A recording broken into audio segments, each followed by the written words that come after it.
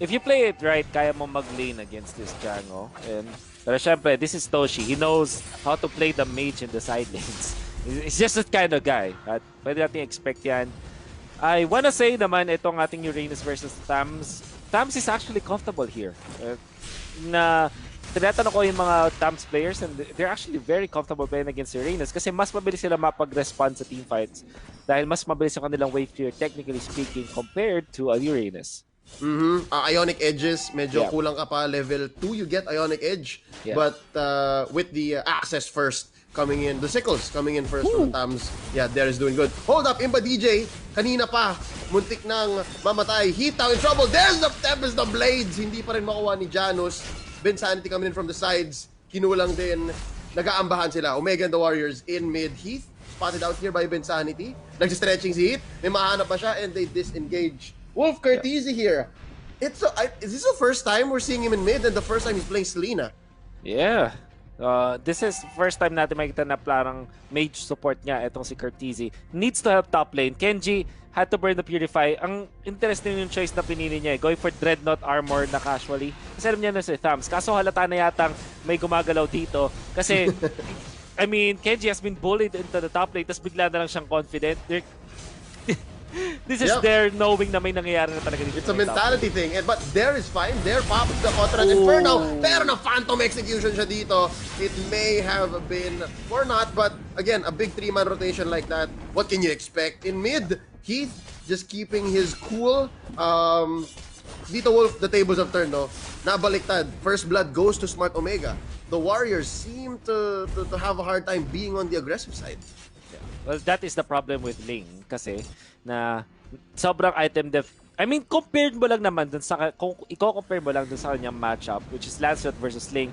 Lancelot syempre ang mauuna yan sa pagkikot and Ling will have to reserve himself na pag-detect na ng jungle. Now, it's gonna be up to Bensanity, the tank, the Paksha, as well as Imba DJ kung paano nila i-equalize itong kanilang itong aggression na ginagawa ng Smart Omega.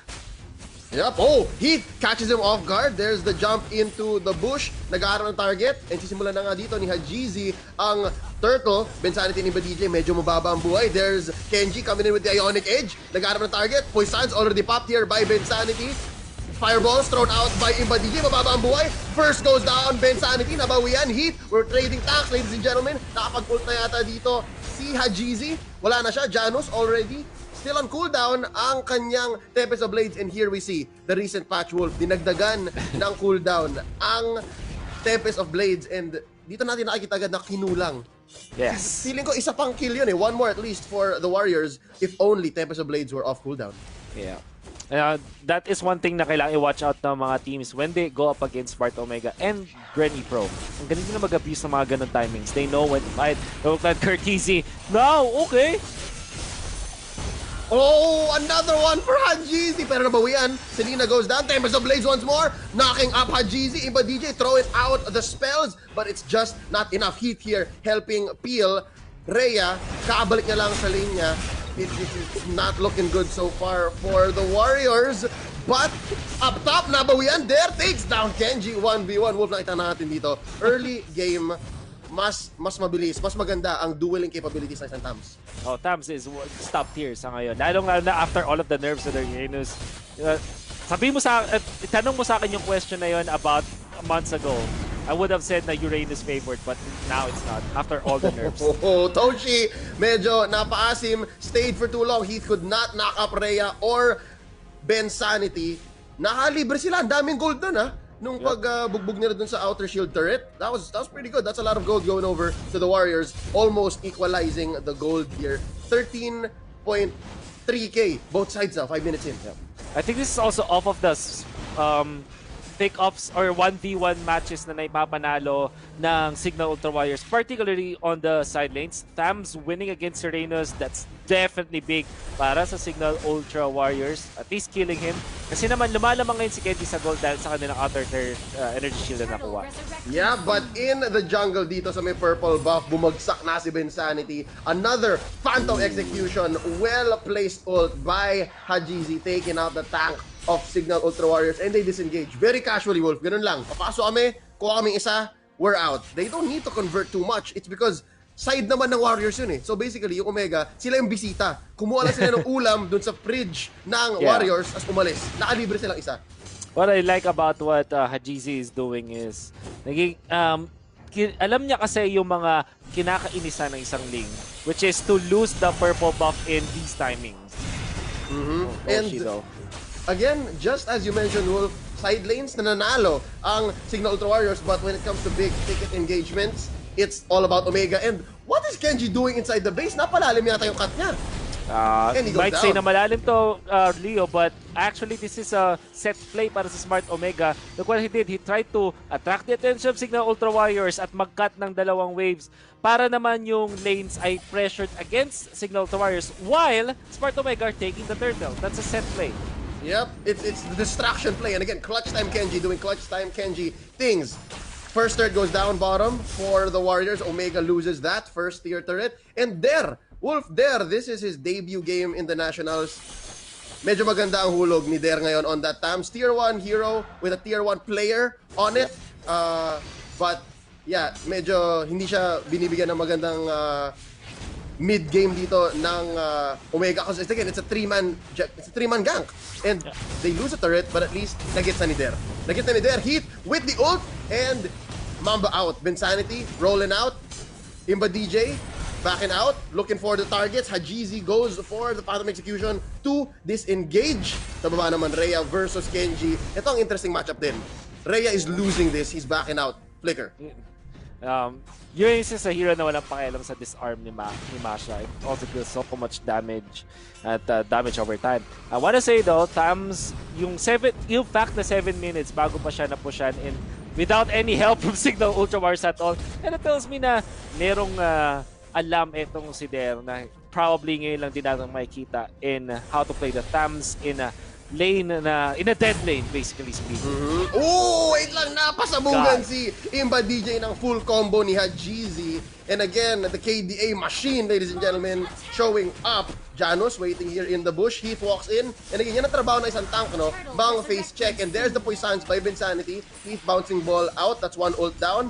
Wolf, I think, Smart Omega, I think, correct me if I'm wrong, they are 100% on the turtle this time. Oh, definitely. What you said about face checking, nag-coincide siya dun sa idea na gusto gawin ng Smart Omega because they definitely want to take that turtle. And ito yung Smart Omega power. Alam nila kung paano maggawa ng mga play so that they can take these big objectives. So the moment that they saw na nabawasan nila yung mga heroes like the Baksha and the other heroes of Signal Ultra Warriors, they don't even need the kill para mag-start ng turtle. Yung fact na 50% HP na lang yung kalaban nila, it just means na go signal na yun for the turtle take.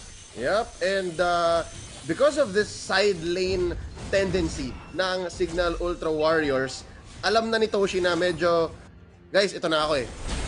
Thank you na lang kay mamaya sa akin. I'm gonna bait out the lane. I'm gonna call on Janus, and for the first time, Janus makes a failed rotation. That's a big loss for Janus, given that he wasted, 10-15 seconds trying to take down Toshi. And Wolf, correct me if I'm wrong, Toshi here, kapag hinayaan to ng Signal Ultra Warriors, baka secondary corner rin to. And baka maging kryptonite to ng isang Ling later on in the game.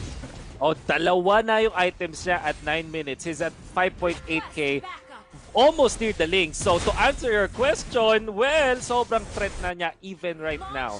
Using his positioning, kung mapapansin mo kay Toshi, kahit pa na-push yung kanyang lane, ngayon, problema na siya. Oh, here's a big engagement. Meteor shower already put in by Toshi. There, medyo mababa ng buhay. Bensanity, does he have the Poisons? He does not. Cannot pop it right here. Medyo na-delay siya. There's the Tyrant's Rage knocking out the Baksha. Janus babagsak na rin. That's a 2 for none in favor of Smart Omega. Sa kanilang jungle pa, the Warriors fall down, losing out the mid turret.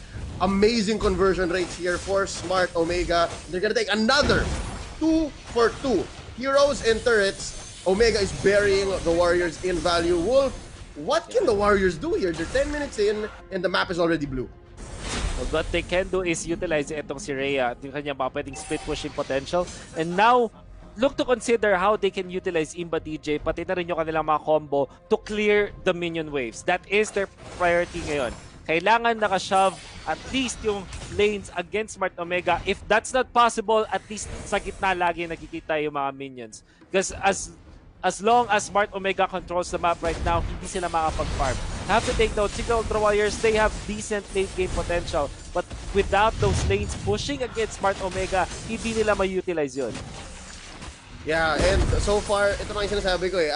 I'm not sure what Masha is right now, kung nasaan siya sa tier list ng metagame ngayon. But as soon as the Warriors picked her, I felt like they were drafting or picking a hero not to not lose. Essentially. Kasi ang dami pang ibang mas malalakas sa side laners eh, na mas proactive, na mas maganda yung hulog in team fights or like from early to mid, able to apply pressure more consistently. But right now, wala na, nandiyan na tayo eh. Like, we were already 11 minutes in, 30 seconds. First Lord marching down mid, and the side lane advantage that the Warriors have set early on, not even here anymore. Tempest of Blades right now, dueling Hajizi versus Janus. Janus losing, he needs to back out of here. Hajizi pushing him back.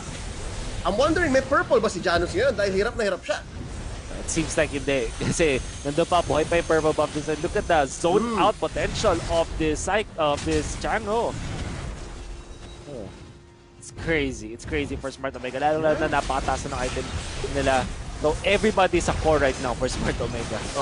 In perspective though, versus the Warriors, and now knocked up there. Medyo delikado, popping the Coteret Inferno, kaya lang siya nabuhay doon. Life stealing along the way. Mid, butas na. Lamang dito ng Smart Omega, 7,000 gold. Well, 7,000 gold, that's what? 2 or 3 core items across the board. Yeah. That is definitely true. Pwede mo i-distribute na rin dun sa mga supports. Like this, Courtesy is at 3 items. Para na rin siyang core. Kasi technically, dalawa pa nga lang yung item dilig. That's how big, massive this is. Lalong lalo na naka-mystery shop siya. Calamity Reaper and Clock of Destiny. Plus the Durance now coming out from the Selena. He's definitely a threat as well. Yep, and again, this is a nice debut for Courtesy as a support player. So definitely guys, nakita nyo yung mechanical prowess ng isang side laner pumapasok. I think what matters na lang is the adjustment on the mentality, no? Tsaka yung mga tendencies mo. So already, Smart Omega flexing a bit here in their very first game in the second season of the Nationals. What's the next move for the Warriors though? Obviously, damage control sa mid, clear it out. Who would you place there, Wolf? Would Imba DJ be enough? And if that means if Imba DJ is stuck in mid-defing, ibig sabihin, hindi sila makapag-aggressive plays with the Valir. It's more of no choice na talaga yun, Leo. As much as I want to say na pwede sanang labas at makipag-team fight itong si Imba DJ, he definitely needs to take care of the lanes. And that's also true with Dare. He also opted for semi-tanky build para kay Dare dito na prepping siguro for the storm that's happening. It might not be enough as we're seeing. And like that is Smart Omega. Pwede nila systematically tagal to, or maybe a little bit flashy with Hajizi in there. Yep, no cost at all. Isang Phantom Execution lang, 404, error not found. There were very few times in this matchup, 14 minutes in, na nagkamali ang Smart Omega. Maybe that one time na nag-asim si Kenji, nakipag one-on-one siya kay Der. But right now, so far, they're not making the wrong mistakes. Alam mo yun, may mga mali na okay lang, na in the end will correct itself. And this is definitely Smart Omega's game to lose. Nasa kanila ang bola. And now, Wolf, this is just Janus helping out. This is Janus doing his little bits. Kinakat niya na yung lanes. Alam niya kaya niyang gumalaw agad-agad. And that's some breathing room for the mid lane. Some breathing room, but I think kailangan pa rin na mas marami pa. Now, big push coming from Omega. Ben Santi jumping, pero Leo, this is bad.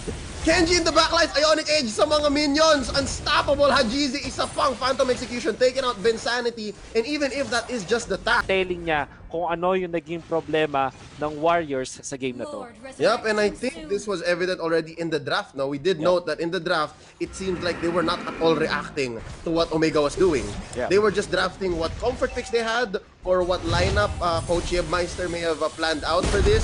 And right now, again, yung onting interaction or yung onting counterplay na pwede natin makita, it's evident now. And there you go, a nice attempt by Janus to steal the Lord. Not gonna be enough. Hajizi taking him down. Monster kill. Ni isang death wala pa dito sa KDA machine natin. 604 on this Lancelot.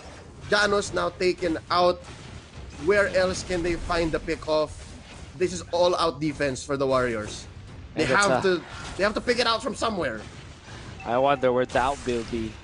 100% kill participation para kay Hadjizi. So if we're looking for a play that's plausible para sa Signal to Warriors, maybe get a pick off outside, maybe jump on the Chango while it is happening, tapos hintayin nila na magbato na ng skill si Hadjizi. I don't think that's gonna happen anytime soon. But I don't know, maybe Signal to Warriors, miracles can happen. Ooh, Insanity erased just like that by Toshi. Lord helping Whale onto the base. Ladies and gentlemen, naka-double kill na rin dito onto Der si Toshi. And just like that, wag kang kukurap. Game number 1 closes up. Smart Omega